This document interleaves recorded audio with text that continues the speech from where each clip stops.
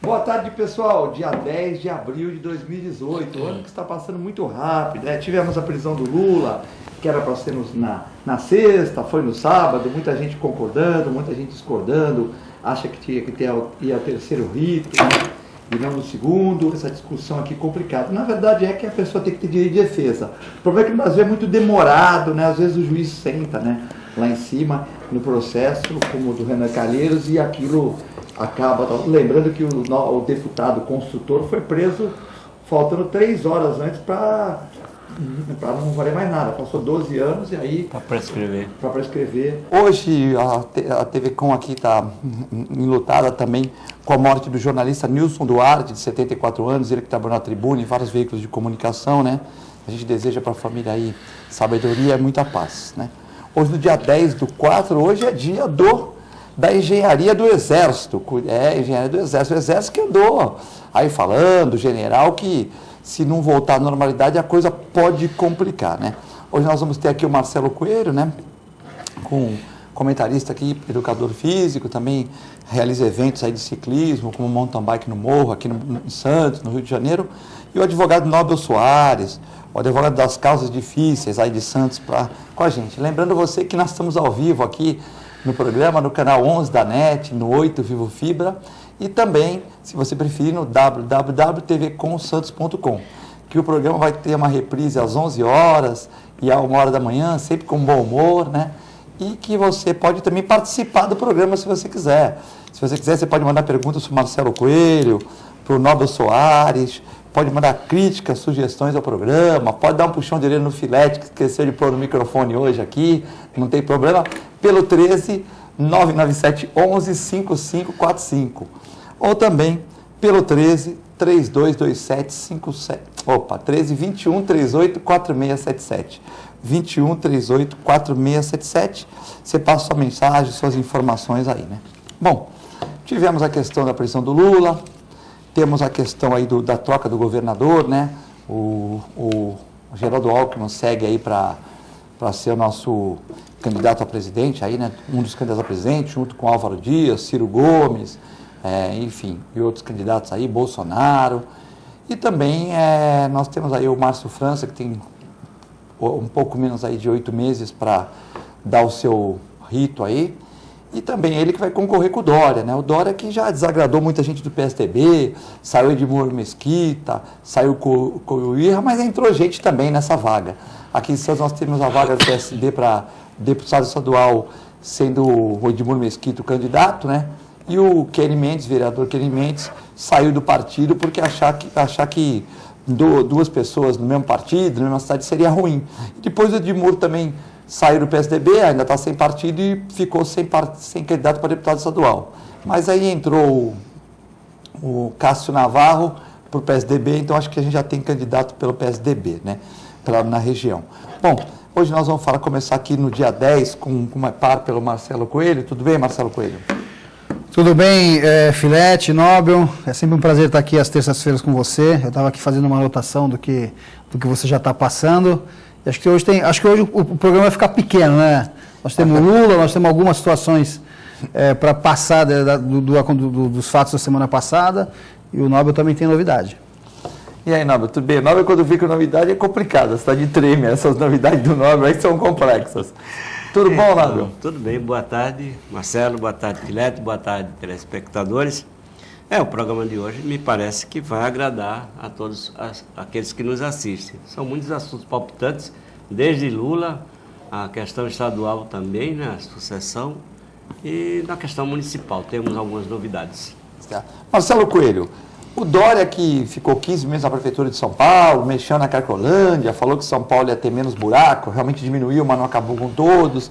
E ele que não se diz político, se diz empresário, se diz... não é político, ele é um empresário, ele é um gestor, né?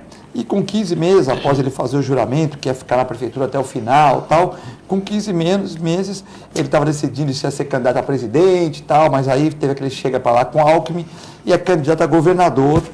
E vai concorrer aí com o Márcio França, né, que também vai estar com a caneta na mão por 8 meses. É uma briga difícil, né? O Dória como gestor, marqueteiro, o Márcio França com um trabalho na área política, com vários partidos pequenos englobados para aumentar o tempo de televisão. É uma briga difícil aí, né? O Márcio França tem 8 meses aí para mostrar seu serviço, o Dória já mostrou alguma coisinha na Prefeitura de São Paulo, mas tem uma facilidade com meios de comunicação, né? Instagram, marketing digital, craque nessa área, então é uma disputa bem difícil, né? Então, Filete, a gente tinha falado aqui do PSDB da semana passada, que o PSDB não ia deixar passar, né, uma candidatura ao governo do Estado. Quem achou que ia apoiar o PSB, eu acho que foi inocente, ou a gente ouviu falar muito isso, mas jamais deixaria passar uma candidatura ao governo do Estado sem colocar um candidato. E, ao meu ver, foi um erro ter colocado o Dória. Não teve tempo, se é um bom gestor, como ele diz, e como ele gere a empresa dele, realmente com sucesso, se é um bom gestor, não teve tempo de mostrar se é um bom gestor municipal. Fez muita propaganda, fez realmente muita propaganda, fez algumas coisas e mostrou com a propaganda, mas falta muito para São Paulo ser alguma coisa. Eu acho que ele queimou largada, ao meu entender, queimou largada. Acho que ele podia ter ficado podia ter finalizado esse mandato, podia ter ficado mais 2 anos e ter marcado realmente o mandato dele para poder aí sim fazer, colocar a sua candidatura ao governo do Estado. Podia se reeleger na prefeitura, e aí depois de 6 anos podia sair, né? Não mostrou nada, não que não tenha mostrado nada, mas fez muito marketing, que hoje é importante, né? É importante. O Márcio França vai ter uma tarefa difícil, que é mostrar quem é o Márcio França para o resto do Estado, e o Dória já não tem essa preocupação, né? Porque todo mundo conhece o João Dória, até agora, ainda mais agora, com quase 2 anos de prefeitura, da maior prefeitura do país, pôde mostrar alguma coisa. Então, acho que a tarefa do Márcio vai ser realmente mostrar quem é o Márcio França, porque nós da Baixada já conhecemos o Márcio, né? Nosso amigo aí, Nobel Soares, a questão aí do governo do Estado de São Paulo, muito disputado, né? O Alckmin falando que o Márcio França é um ótimo gestor, mas quando perguntado também fala que ele é um homem do partido. Então fica aquela situação, né? Fica aquela situação que vai ter que se definir, né? No final, o Márcio não, o Dória, né? O Alckmin. O Alckmin fala que fez elogios para o Márcio França na transmissão e tal, mas quando perguntado, falou que ele é homem do partido, que ele vai ter que apoiar o partido. Então tá naquela coisa, né? Quem decolar, de repente, né? Marcelo Coelho colocou corretamente a questão, a previsão, naturalmente seria de que o PSDB não abriria a mão, né, de lançar o seu candidato próprio. Se a escolha foi a melhor dentro dos quadros do PSDB, eu tenho minhas dúvidas. Primeiro, porque prematura a avaliação do Dória. Eu acho que ainda remanesce na figura dele mais aquela sensação de um sujeito demagogo, oportunista, e que não conseguiu demonstrar a sua capacidade para gerir a coisa pública, pelo menos nesse tempo tão curto que ele assumiu a prefeitura da capital. Ele, logo de início, utilizou-se de algumas iniciativas, tais como se vestir de gari, sair pela rua, fantasiado, quer dizer, tudo dentro de uma vertente aí de marketing, para mostrar que ele é uma pessoa assim, porque nós sabemos que não é. Quando você foi vereador, você se vestiu de gari? Não, nunca presidente. Não há necessidade de você se transformar, né? Que entrou no carro, teve um vereador aqui em Santos, que ele entrou no carro, ele trabalhou um dia como lixeiro, um dia como gari, né? Não sei se ele comeu, assim, no mesmo lugar que o lixeiro... Não, com certeza não, né? Se alimenta, mas assim, ele se vestiu de lixeiro, gari... Vereador aqui em Santos? Eu me lembro, não lembro o nome, mas eu sei do fato. Tem um vereador que ele queria...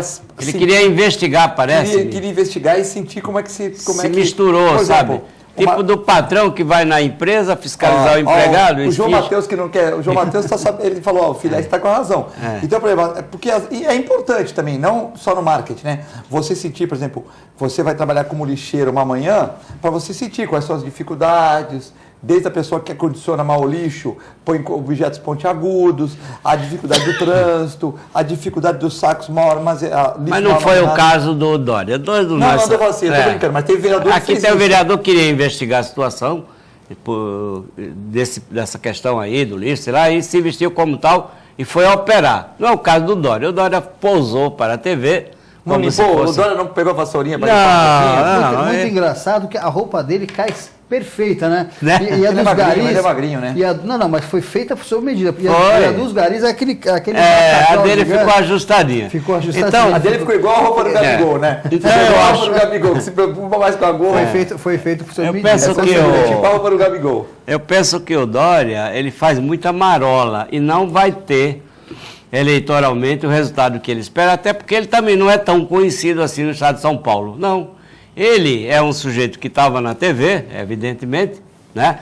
E utilizou-se do meio de comunicação para se promover, como é o caso também daquele candidato eterno a prefeito de São Paulo, do PRB, o Russomano. Ele também usa muito a televisão e obtém sempre um resultado razoável. Agora, para ganhar no estado de São Paulo, com a crise que o PSDB está enfrentando, as denúncias que vão ocorrer durante a campanha eleitoral, envolvendo figuras do governo do estado, né? Um já foi preso recentemente aí, que passou por 4 governos do estado de São Paulo do PSDB. O fato do PSDB estar há muito tempo na direção do governo do estado, tudo isso compromete muito o desenvolvimento da campanha. Mas isso também compromete o PSB, que estava como vice. Bom, né? Também compromete. Assim como vai comprometer o Temer agora, assim também compromete o PSB. Exatamente. E o PMDB também. Sim, mas diretamente o PSB, que já estava como vice do governo do estado, se comprometer o Alckmin, nós vamos ter um estilhaço aí meio... Mais menos, né? Menos. Sim, vamos ver, né? Menos de um lado, o comprometimento pode ser menor, mas a publicidade também é pequena para o PSB, que não tem essa característica de gestão. Você pega um clube de futebol, por exemplo, o Palmeiras, o presidente aí deu coisa e tal com o jogo. Ninguém sabe quem é o vice. Você vê aqui as contas, quando é reprovada a conta no Santos ou no Corinthians e tal, pega o presidente. Não sai no jornal, por exemplo, contas do vice foram reprovadas. No caso do Santos, responde o vice e o conselho gestor. Tem cara do conselho gestor que estava rindo na reunião, eu falei, mas tu está rindo do quê? Só tem um advogado no conselho gestor, né? Então, conversa claro com o advogado lá e pergunta para você. Porque o Modesto sendo penalizado, você vai junto, você assinou junto no gestor. Você assinou, tudo bem. Mas você também... veja bem. É diferente da administração pública. Na administração, quem está no exercício é quem responde diretamente, quem assina, quem autoriza. O vice é a quinta roda da charrete. Só se usa quando quebra uma das 4 rodas. Por isso que eu digo que vai pegar menos para o Márcio se pegar, porque ele não assina, né? Não assina. Agora, o Márcio teve uma derrota flagrosa aqui na Baixada Santista.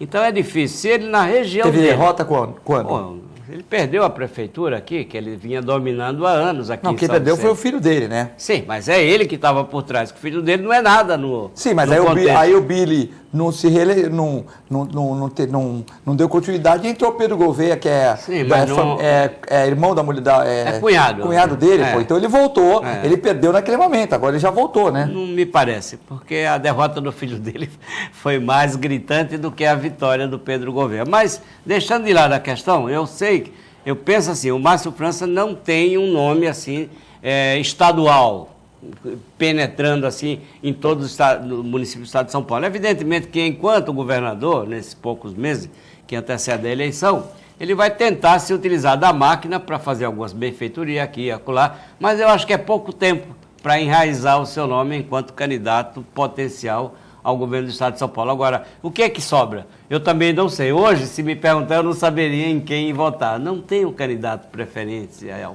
nesse instante. Tem o Dória, candidato, tem nós temos o Dória, temos o Márcio França. Quem mais vai sair para... Paulo Scaff, não? Eu acho que o Paulo Scaff é o fiel da balança. Se ele apoiar o Dória ou se ele apoiar o Márcio França, complica, porque o Dória tem a lead, mas se o Scaff apoiar o Márcio França, também já fica, né? Porque o Scaff também tem um peso, né? O PT vai lançar quem, você sabe?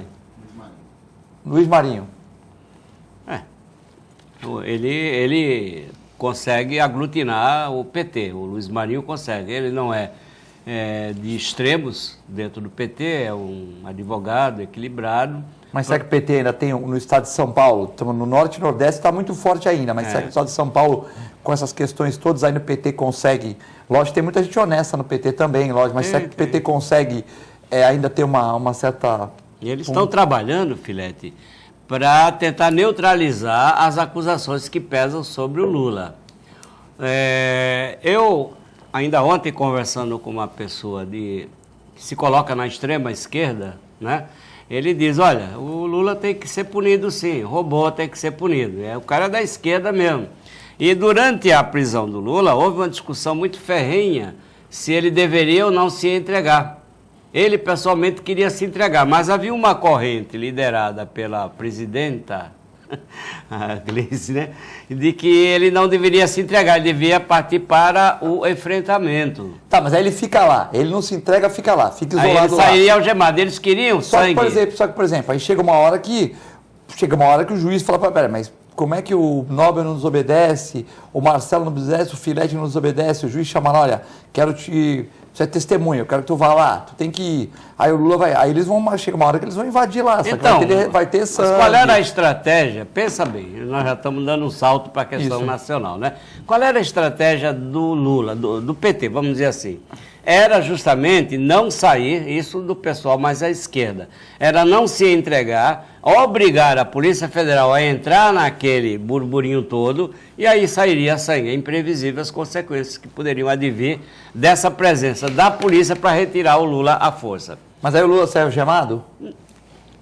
O Moro falou que, em hipótese alguma, seria algemado, para não ofender o status de ex-presidente da República. Não pelo Lula, mas pelo cargo que ele exerceu. Mas ainda me afastando dessas regalias que o Moro concedeu ao Lula. Então, se houvesse, pensa bem, naquele clima emocional que o Lula criou, se houvesse a presença da polícia para retirá-lo, você sabe que as consequências eram imprevisíveis, haveria sangue. E esse setor mais à esquerda, que está chamando o Lula de traidor, estou te falando porque eu tenho informações, né? O Lula é um traidor da classe operária, já traiu na greve de 80 lá na Volks, quando se entregou e tal, e agora traiu novamente, porque ele nunca poderia se entregar. Ele tinha que resistir com a militância, ele traiu a militância que foi ali para protegê-lo. Quer dizer, então é complicado. Por outro lado, os advogados, aí vem a questão... Mas a militância vai ficar... Beleza. Aí a polícia fala, tá bom, nós vamos só fazer um cerco aqui, vamos esperar. Aí o cara não tem que trabalhar, não tem que tomar banho. Não precisa, esse pessoal é remunerado. Sim, mas... Ali não tem você, o Marcelo... Tem gente dormindo em frente à sede da Polícia Federal até hoje. Mas são remunerados. O pessoal do MST, esse pessoal pertence a essa ONG que recebe recursos. Então públicos. O cara fica lá, ficam revisando... Vê que eles aparecem de imediato, não precisa justificar a falta do trabalho, porque não trabalha, mas recebe. Bom, sem querer adentrar essa questão, senão a gente se desvia do foco. Não, desvia do foco. Não é verdade? Qual é o foco? Então, para o pessoal mais à esquerda do PT, era de se impedir que Lula se entregasse. Lula não podia se entregar para acontecer aquilo que eles vão filmar. Olha aí a polícia arrebentando. Já tem a campanha de que a prisão é ilegal porque ele não cometeu o crime. Essa é a tônica do PT. É uma prisão política, o Lula se considera um preso político e, como tal, ele não poderia se entregar. Mas ele se entrega. E aí a esquerda, que estava lá negociando, acusa o Lula de traição aos trabalhadores, à militância. Mas aí não tem jeito. Se ele se entrega, ele é traidor. Eu sei, Filete. E se ele foge do país também? Porque ele podia. Mas eles queriam uma cena igual ao Pérez ele queria criar um Marte, sabe? Porque pronto, o Marcelo matou a charada. Se ele vai para Cuba, ele não aceita ele em Cuba? Aceita, ele fica lá em Cuba. Ele poderia ser preso não se entregando. A esquerda do PT queria que sim, que ele fosse preso, mas na violência, sabe? Como foi feita a prisão do Pérez na Venezuela agora, há 3 ou 4 meses atrás. Entendeu, Filete? Não é questão de que ele não seria preso. Seria, porém, com a violência que o PT diz que está sendo vitimado o seu candidato, ex-presidente da República. De sorte que o outro setor que foi liderado pelo pessoal jurídico, pelos advogados, ponderaram, espera um pouco, olha, esperar que a polícia entre e promova uma situação sanguinária aqui dentro é ruim, porque o Lula vai precisar juridicamente ingressar com recursos e o Moro pode decretar a prisão preventiva, e aí não cabe recurso, compreende? O que é prisão preventiva naquele caso? É obstrução da determinação judicial, e aí não tem. E o Lula também conseguiu o objetivo dele, né? Aqui não estamos discutindo se está certo ou errado. Ele ficou um dia aí na mídia mundial, fez discurso de 55 minutos, quer dizer... Mas a esquerda queria mais. Sim, mas isso aí se ele se entrega às 5 da tarde, se ele se entrega às 5 da tarde, ele, tudo bem, entregou, o presidente é preso. Mas ele ficou um dia no mundo todo, em todos os países, Lula vai se entregar, não vai, e sai, e não a imprensa sai, internacional, tá, tem uma parte. Um posicionamento de que Lula de fato é vítima. Olha, se você lê os jornais da França, da Alemanha, aponta Lula como vítima. Não vou nem contar a imprensa aqui de Cuba, da Venezuela, de Cuba e de Bolívia. Jornais de esquerda também, viu, Nobel? Sim, mas, jornais de esquerda, mas é o que eles estão divulgando para o mundo inteiro. Então, o Lula, o PT, ele depende muito de convencer a sociedade de que ele é vítima. Agora, o pessoal da outra esquerda diz, vai para o enfrentamento, senão você vai ficar marcado como um traidor da sua militância. Chamou a militância aqui para usá-la só para as fotos, como você mesmo reconheceu. Mas na hora de enfrentar a polícia, ele então abandonou e se entregou. E quando viu que não conseguiu sair, então ele pegou segurança para proteger, ele saiu, de repente já estava dentro do carro da Polícia Federal, né? Isso vocês acompanharam. De sorte que a questão do PT no estado de São Paulo, se vai ter um bom resultado eleitoral, é uma questão ainda a se analisar, porque é pouco tempo ainda para saber quais os resultados dessa narrativa que o PT faz do seu líder maior, que é o Lula, né? Qual é a consequência, se é positiva ou negativa, em função dos acontecimentos desses últimos dias. E hoje, quarta-feira, o Supremo Tribunal Federal está novamente debruçado sobre essa questão de Lula. São duas ações diretas de constitucionalidade, uma do PEN, que é aquele partido, micropartido, que emprestou seu nome, alugou para um advogado, o Cacai, que está fazendo a defesa do Lula junto ao Marco Aurélio de Mello. Marco Aurélio de Mello, aquele primo do Fernando Collor de Mello, né? Foi nomeado pelo primo. E o Marco Aurélio, na semana passada, quando julgou aquele habeas corpus do Lula, ele falou, se arrependimento matasse, eu estaria morto, porque não pautei, diz ele, aquelas ADC quando ele poderia. Agora é tarde. Então, mas ele saiu de lá anunciando que hoje entraria com uma questão de ordem para que fosse discutida essa ADC. Isso logo, imediatamente após aquele julgamento que negou por 6-5 o habeas corpus de Lula. Só que hoje eu li um Marco Aurélio totalmente diferente, mais civilizado, dizendo o seguinte, eu não vou fazer questão de ordem. Por quê? O pessoal do movimento estudantil compreende muito bem o que eu estou falando. Questão de ordem se sobrepõe a qualquer outra. Interrompe a pauta e atende à questão de ordem, que ele iria apresentar hoje no Supremo. O que é que ele diz? Não, eu vou apresentar um simples requerimento. Requerimento segue a ordem. Segundo ele, o requerimento vai ser encaminhado a presidente do Supremo, que tem o poder de administrar a pauta, poderá ou não pautar. Agora, sabemos que a Carmen Lúcia não vai pautar essa ADC, porque corre o risco de ser beneficiado Lula com o julgamento do mérito dessa ADC. Então, é outro Marco Aurélio de Mello. O que fez Marco Aurélio de Mello, desculpe o prolongamento, tomar esta posição, ficar um pouco mais dócil diante da mídia? Me parece que foi aquele pronunciamento do general Vilas Boas. Parece que aquilo pesou muito neles todos. Ele pensa assim, caramba, o Lula foi preso depois de tantas negativas de recurso. Agora eu vou lá e crio uma situação que favorece ele, que põe ele fora das grades, eu posso ficar marcado aí, eu não quero ser essa vítima. Então eu vou jogar a batata quente na mão da presidente do Supremo, é o que ele está fazendo. Às vezes também, né, Marcelo, o cara vê lá, pô, sou ministro do Supremo, bem remunerado, 200 funcionários para cada um. E ele não é petista, né? Não é petista. Aí o cara fala, pô, eu vou fazer a besteira aqui, de repente dá um problema de uma intervenção aqui. E sou responsável pessoalmente. E eu sou responsável por isso, Pensei e de repente uma intervenção, fala, pô, vocês foram todos nomeados, agora não tem mais nomeado, agora é meritocracia.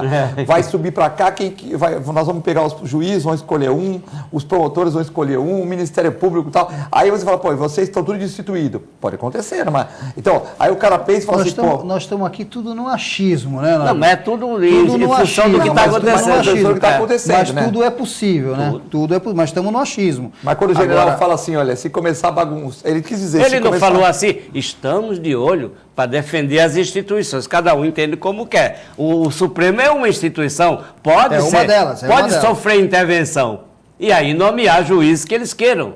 Esse é o receio que me parece, salvo o melhor juízo, que passou na cabeça do Marco Aurélio de Mello. Eu vou ficar sozinho para responder pela liberdade do Lula? Não, vou passar a bola. Vamos aos fatos, vamos esperar a presidente do Supremo colocar isso na pauta ou não. Não dá para achar, né? Não dá para achar. Eu acredito que agora as cabeças mais frias, né? Todos com a cabeça mais fria também, outros acontecimentos virão, porque fizemos apenas a primeira prisão, né? E agora começa a apertar para os outros. Sim. E agora começa a apertar, porque as redes sociais estão cheias de, esse já foi. Agora é o próximo, agora é o fulano, Então, também são... Tem senadores, tem deputados também aí. são situações que eles devem começar a pensar, viu, Nobel? Porque quem será o próximo? Não pode parar por aí, né? Só uma parte, Marcelo. Esses que nós estamos vendo na rede social, que a população está cobrando insistentemente a sua prisão, são pessoas que gozam do foro privilegiado. Enquanto estiverem no mandato, no exercício do mandato, não sofrerão nenhum risco de prisão. É o caso do Temer, cujo processo, cuja denúncia foi suspensa até que ele termine o mandato. Ele terminando o mandato, evidentemente, vai lá para a primeira instância. E os seus amigos estão sendo presos, etc. Mas ele é o único do grupo do quadrilhão do MDB que não está sendo processado. E se ele se desincompatibilizasse e saísse para deputado federal, ele conseguiria entrar? Não, ele não. Não. Se ele tivesse ele não era louco. Porque ele sairia para a reeleição. Mas para deputado ele tinha que renunciar ao cargo de presidente da República. Não ia fazer isso. E aí perderia o fórum. Não é maluco? Nem ele, nem aquele que vai O que eu vejo... Então a chance dele é ser reeleito. Ou quem for eleito presidente, nomeá-lo ministro. Porque reeleito ele não vai, sabemos disso. Mas ele pode ser ministro do futuro governo, compreende? Eles têm que ter essa salvaguarda, porque acabar com o foro privilegiado, os políticos não vão acabar, não são malucos. Vão cortar o próprio sangue, tirar sangue de si mesmo, não tiram. O que eu vejo muito é que as pessoas não querem uma justiça única. Esse negócio de 2 pesos e 2 medidas está afetando o país inteiro, né? O que eu vejo é que ninguém... o Lula foi o PT, ou é o partido, alguns se dirigem ao partido e alguns se dirigem à pessoa. O que a gente não pode deixar acontecer é que usem um peso para um e um peso para outra. A justiça tem que ser cega, não é isso, não? Deveria. Deveria? Ela sempre tem o olhinho mais aberto para um lado, entendeu? Então, não dá para você acreditar em sã consciência que os políticos que podem fazer as leis estejam dispostos a retirar os benefícios que lhe interessam. Agora, se você quiser, vou fazer uma Assembleia Nacional Constituinte composta de pessoas que não irão legislar depois de fazer a Constituição. Somente vão ser escolhidas para esse mistério. Eles não permitem. Eles também não permitem. Não permitem. Como é que foi a última? Quem elaborou a Constituição de 88 ficou como senador e deputado. É diferente de uma Assembleia Nacional Constituinte pura, aonde aqueles que vão elaborá-la, escrevê-la, não podem continuar no Legislativo. Cai fora, terminou, assinou, promulgou, pronto. Agora quem foi eleito, ou que vai ser eleito dentro daquele novo sistema, é que vai governar, que vai administrar, que vai legislar. No Brasil é diferente. Quem faz a lei é para si mesmo. Portanto, é difícil mudar. Nós vamos a um breve intervalo, estão chegando muitas perguntas aqui. É muito rápido, já voltamos.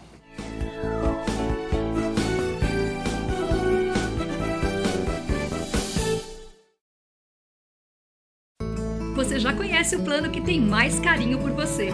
É o mesmo do maior hospital da região e que traz novidades. Além dos planos que já existem, agora você pode ter um plano só sênior. Conta também com o Programa de Atenção à Saúde de Idosos e Pacientes Crônicos e com o Santa Saúde, clínica que atende mais de 25 especialidades. Tudo no mesmo lugar. Plano Santa Casa Saúde. Mais benefícios, mais novidades e muito mais carinho por você. APO Planos Odontológicos Empresariais, cuidando da saúde bucal de seus funcionários, com mais de 200 dentistas credenciados e cobertura em todo o território nacional. Central de atendimento exclusiva, planos extensivos à família, controle de qualidade permanente e liberação online de vários procedimentos. Faça como as grandes empresas da região e contrate o plano de saúde empresarial da APO. Atendemos empresas a partir de 3 funcionários. Em Santos, ligue 2104-4000 ou acesse apoodonto.com.br. A Clínica Multiimagem é especializada em exames de radiologia e diagnóstico por imagem, investindo continuamente em tecnologia e trazendo constantes inovações para proporcionar à comunidade médica e seus pacientes diagnósticos ainda mais precisos. Sua nova e moderna estrutura, aliada à tecnologia de ponta, juntamente com o corpo clínico especializado, tornam a Clínica Multiimagem um dos centros de diagnósticos por imagem mais avançado do estado de São Paulo. Entre em contato pelo telefone 3202-1250.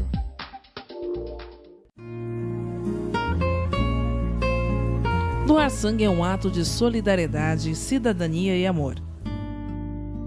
Faça parte dessa ideia. Seja você também um doador. Doe sangue. Dê um presente de vida a quem necessita. Apoio TV Com.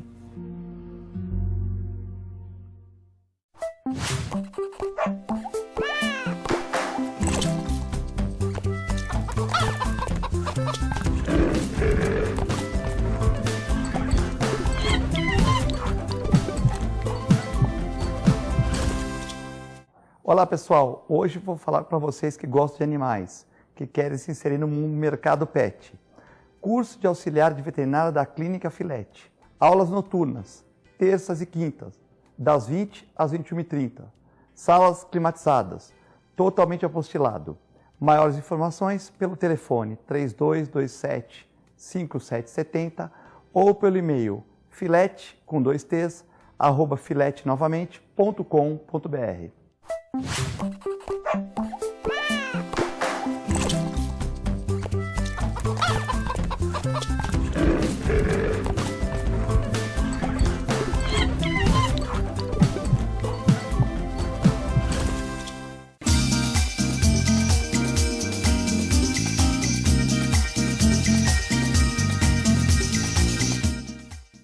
A melhor programação RVD. Mande a sua mensagem para o nosso WhatsApp 13 997 72 8946. Peça sua música, mande seu recado e concorra a muitos prêmios. Rádio RVD, música e esporte para você. Sabe o que essas crianças vão ser quando crescer? Serão adultos que poderão escolher suas carreiras e decidir pelo próprio futuro. Pois hoje, as empresas que participam do programa Empresa Amiga da Criança investem no presente para mudar o futuro de muitas crianças e adolescentes. Crianças que brincam e estudam crescem mais sadias, desenvolvem-se melhor e tornam-se adultos que farão a diferença amanhã. Junte-se à Fundação Abrinq e seja uma empresa amiga da criança.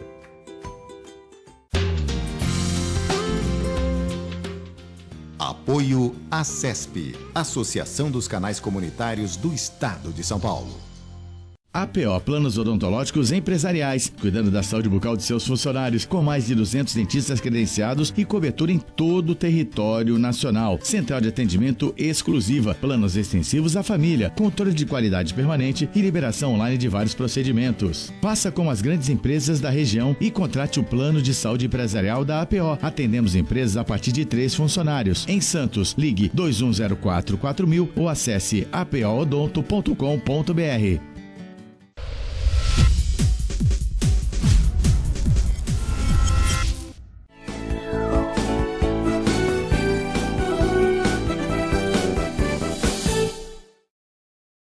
Estamos de volta no segundo bloco do Ação e Reação. Lembrando que dia 12 teremos vernissagem do artista Alexandre Fatalo às 20 horas na Associação dos Dentistas de Santos, né?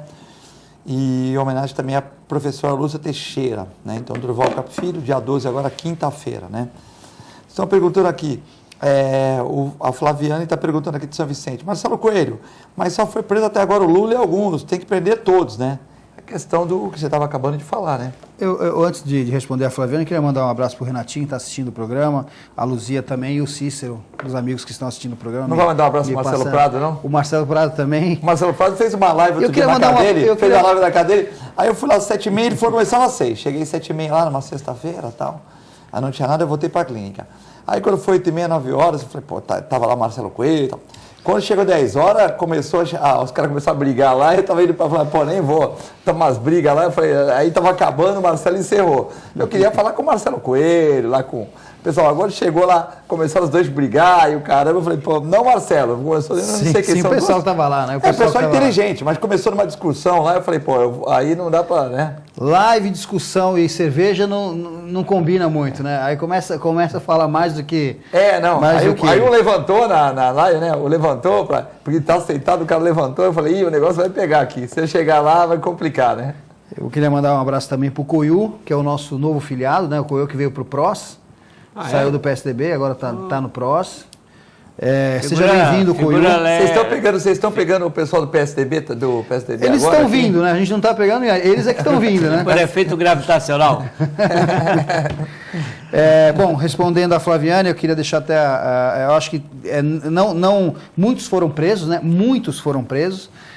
Que os nomes, na verdade, muitos não são conhecidos. Foi preso o Luiz Estevam. Luiz Estevam, que foi solto, depois está preso, agora foi preso de novo, né? Por 3 horas ia caducar o processo dele. Ele foi preso de novo. Prendeu que é tanta gente... Zé Dirceu prendeu que está domiciliado, não é isso? Eu até indico para que as pessoas assistam aquele seriado do Mecanismo, para poder entender. Porque, olha, é tanta gente que vai preso e sai, um dia entra um dia, 3 dias está solto, entra um dia, o mês está solto, você já nem sabe mais se o Genuíno está preso, se o Zé Dirceu está preso, se está com o torneio. Advogado, né? Mas tá bom, respondendo a Flaviane, eu acho assim, precisa ir todo mundo que não agiu de acordo com a lei, que agiu contra a população e voltando a dizer, né, Nobel, não dá para ter 2 pesos e 2 medidas. Perfeito. A justiça é única, ela precisa ser para todos, não para o presidente do país e nem para aquele que fez o mínimo, que é ex-presidente, fez o mínimo delito. Ou você é réu e você tem que pagar por aquilo que você fez, ou você não tem que pagar. Então, Marcelo Coelho levantou uma questão interessantíssima. Primeiramente, Marcelo, eu tenho dúvidas, e aí eu vou pedir a sua posição acerca da mudança de partido nesse período. Eu sei que a nível federal, os deputados, o Congresso Nacional criou a denominada janela para os negros pular o muro para outro partido, de acordo com suas conveniências. Muito bem. E eu não Conveniências ou convicções?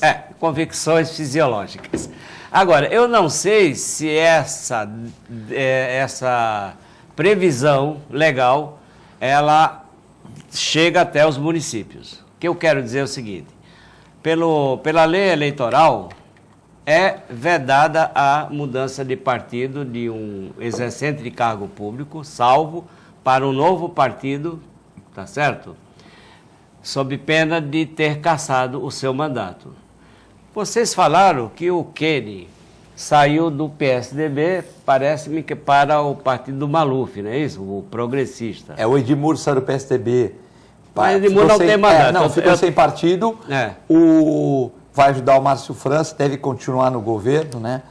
Não foi para nenhum partido. Não foi até o momento. O Edmur mas ele não tem mandato. Não tem mandato. Não tem mandato. O Coiu também que não tem mandato foi para o Podemos.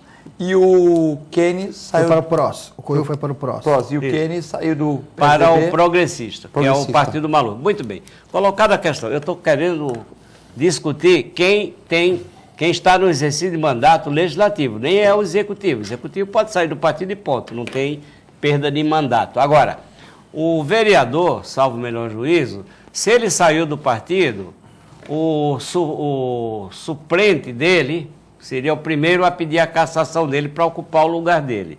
Se o suplente não fizer, esse pedido na Justiça Eleitoral, aí abre-se a possibilidade para o próprio PSDB pedir a cassação dele, porque o PSDB perdeu um vereador. Se o PSDB também não fizer, finalmente, qualquer representação ao promotor de justiça, cabe ao promotor de justiça entrar com a ação de cassação do mandado do Kenney.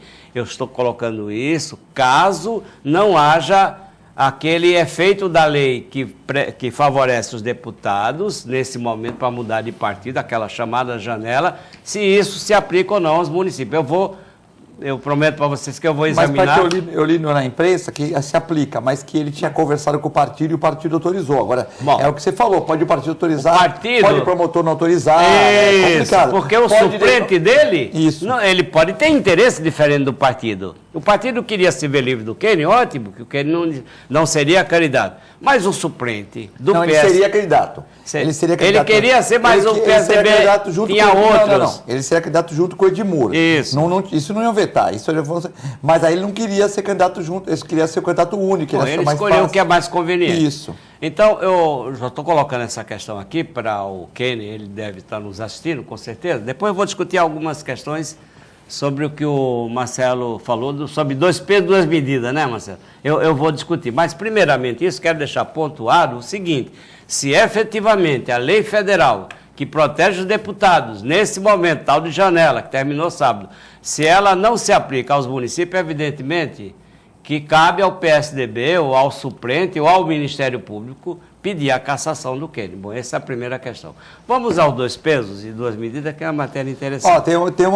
O Carlos Alberto falou: boa tarde, com todo respeito a você, Nobel, a justiça não deveria ser cega. Ela tem que ser cega sempre. Ah, sim. Entendo, é porque ele vê aquela figura da estátua que tem uma venda nos olhos, aparentemente não enxerga ninguém, mas enxerga, tem um olhinho ali por trás que enxerga quando ela interessa. O pano está muito fino, eu acho. É transparente, né? É o princípio da transparência. Vamos lá, o Kenney, ele obteve por 6-0 no Tribunal Regional Eleitoral a manutenção do seu cargo de vereador, porque o tribunal entendeu o seguinte, que a certidão de nascimento dele não foi revogada, não foi contestada, não foi revogada, melhor dizendo, porque lá, segundo consta, ele nasceu em Cubatão, na mesma data e horário que nasceu em Thompson, no Canadá. Imagina, uma mãe pariu o indivíduo no Canadá e no mesmo momento pariu em Cubatão. Impossível, né? Bom, mas quando saiu esse resultado, eu digo, eu vou fazer aquele chamado desembargo de declaração, que o Lula está fazendo muito. O duro é se o parto no Canadá sai mais barato que Cubatão, né? Porque depende da clínica, né? Tem parto aqui na Baixada, bem mais barato lá do que aqui. Tem parto aqui na Baixada que é mais caro que se fosse o parto em Paris, com tudo pago, né? Leia-se estivadores, é o parto mais caro do mundo. Muito bem. Então, o que ocorre com a questão do Kenney? Se ele nasceu no Canadá, ele não poderia ter nascido em Cubatão.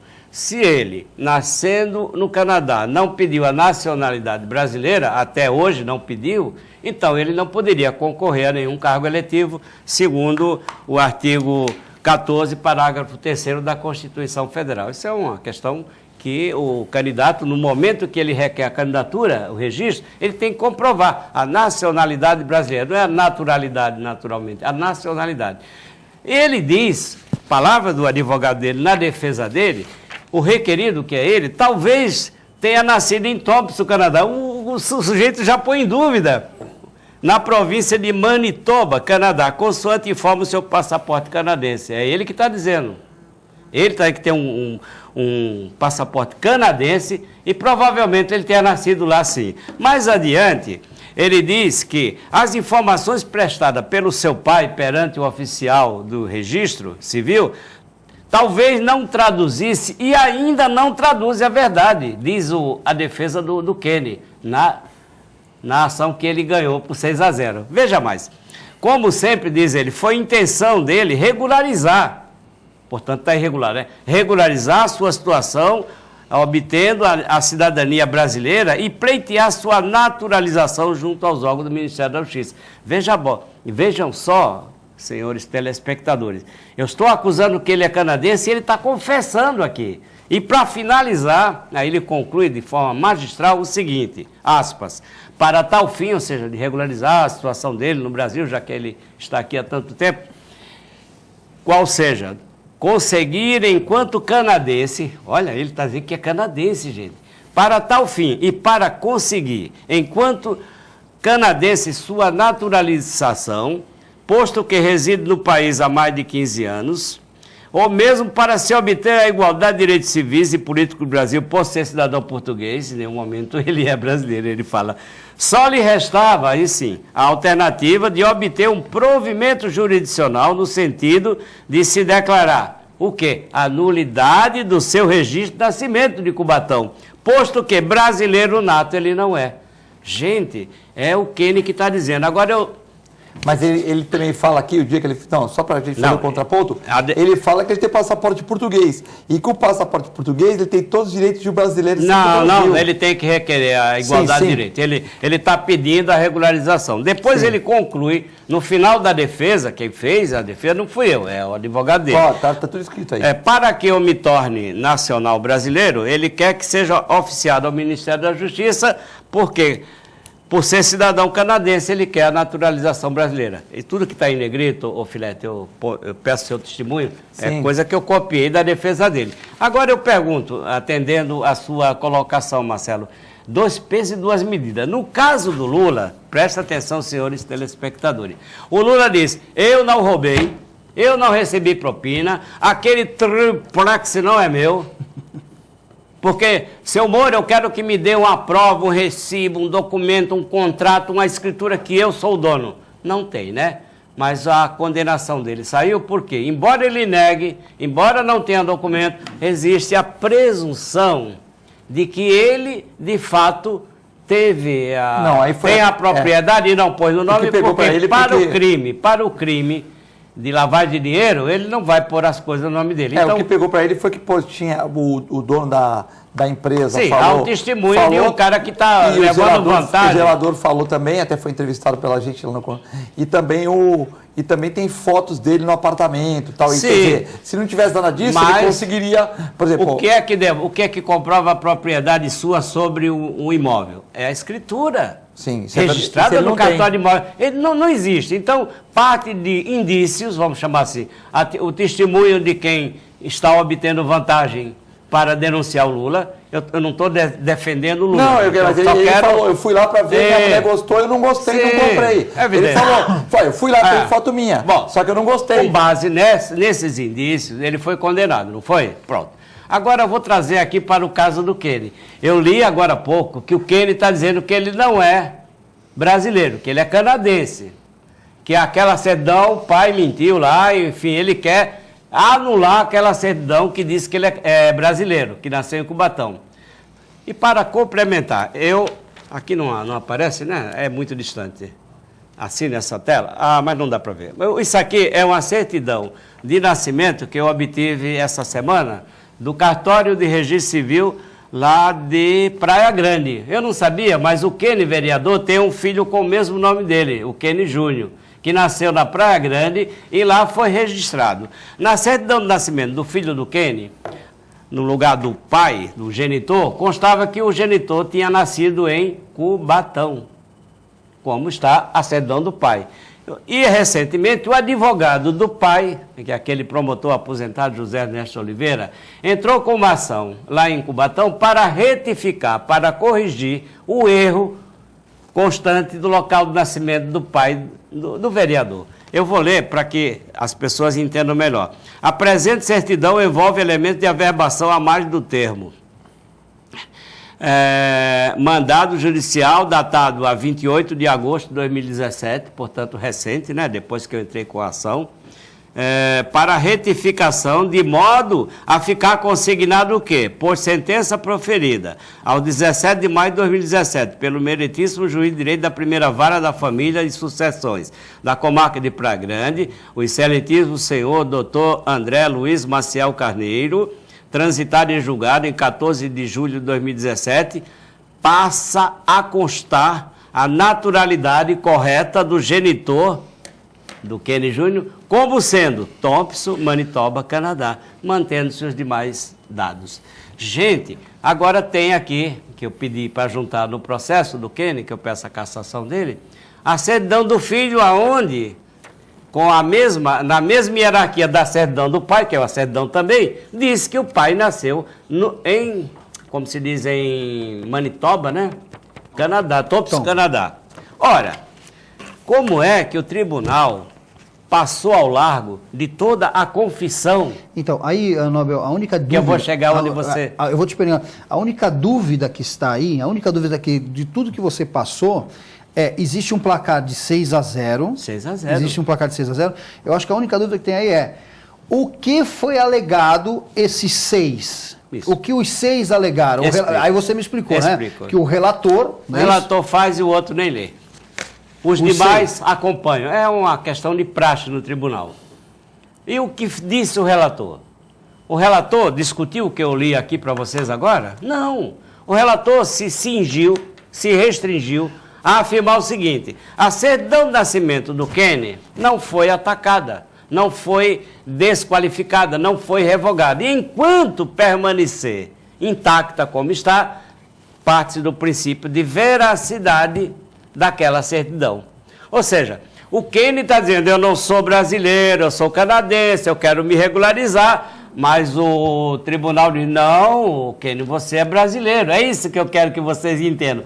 O que disse o Lula? Lula, eu não roubei, eu não recebi nada, o apartamento não é meu. Aí diz a justiça, não, Lula, você é o dono daquilo ali. O Kenny diz, eu sou canadense, eu quero que me regularize, porque aquela minha certidão que meu pai fez é nula. Aí vem o tribunal por 6-0, como você bem pontuou. Kenny, você está equivocado, você nasceu em Cubatão.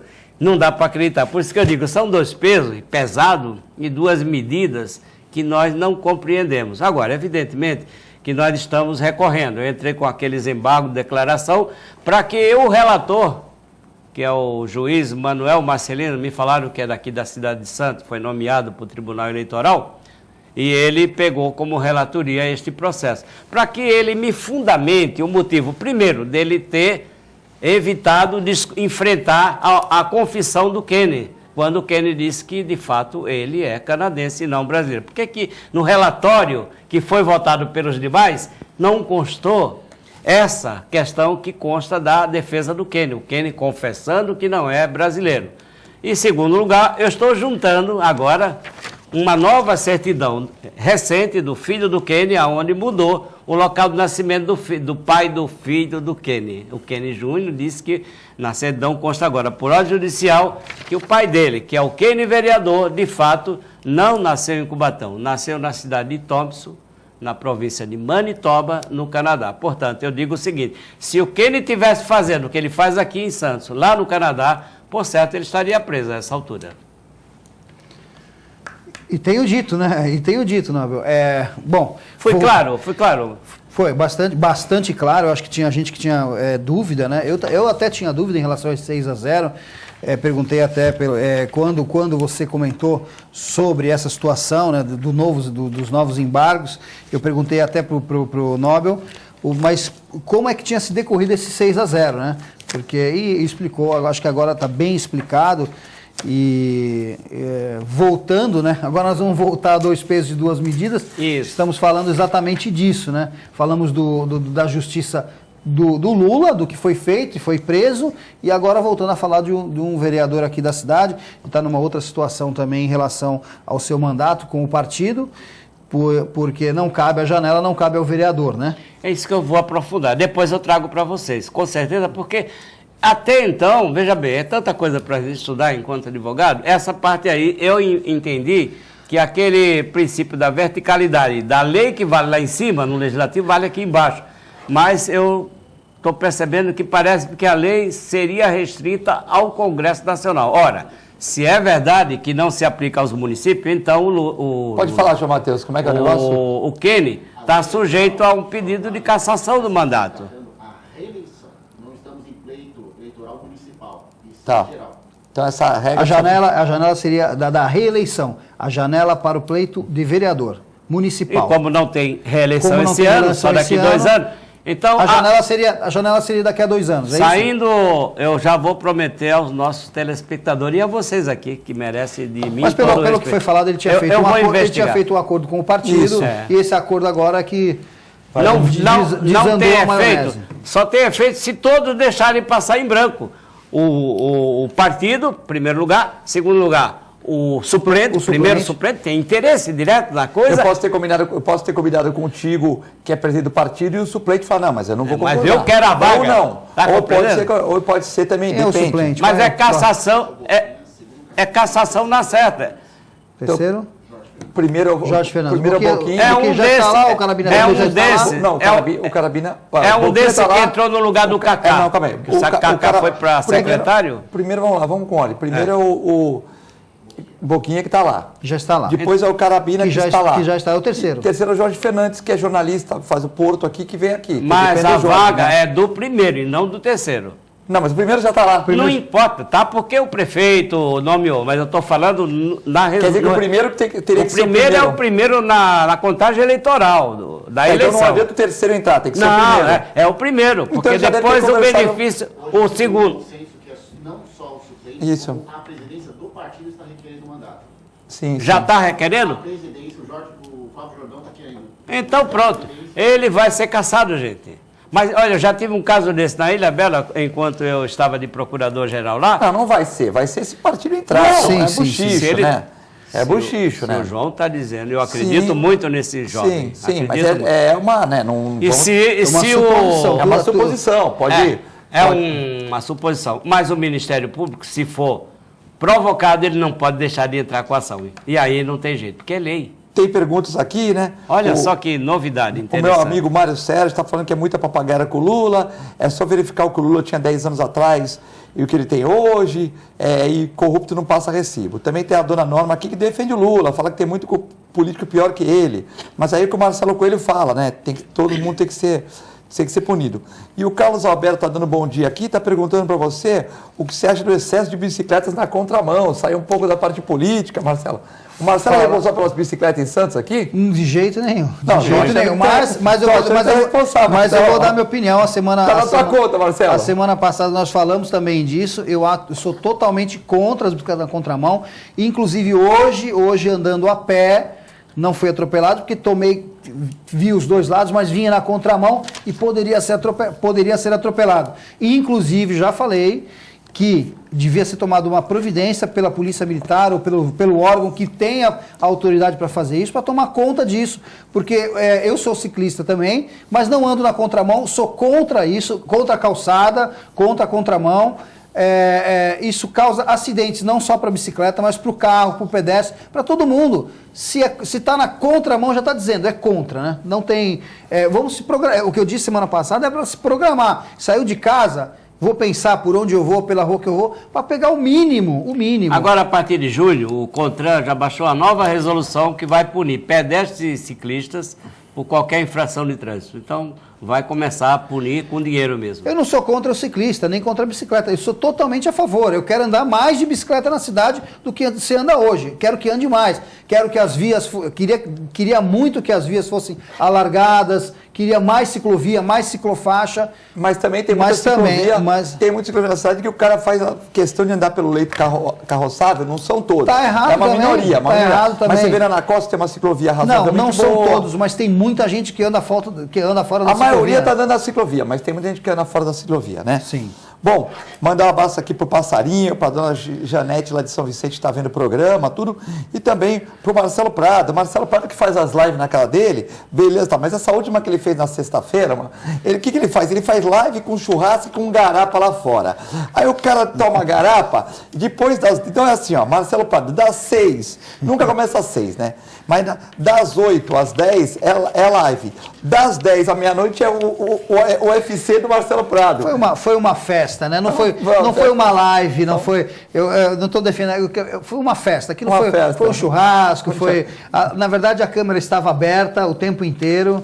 Isso é perigoso, essas câmeras abertas, né? É perigoso para quem não fala para quem fala o que não deve falar, quem toma muita garapa. Quem toma muito e põe a cara na câmera. Bom, queria agradecer o nosso Nobel Soares, sempre polêmico, econômico e tal. O Marcelo Coelho, dizer para vocês, desejar um bom dia, uma boa noite, uma boa madrugada para quem está vendo a reprise. Fiquem com Deus e com essa extensa programação. Muito obrigado.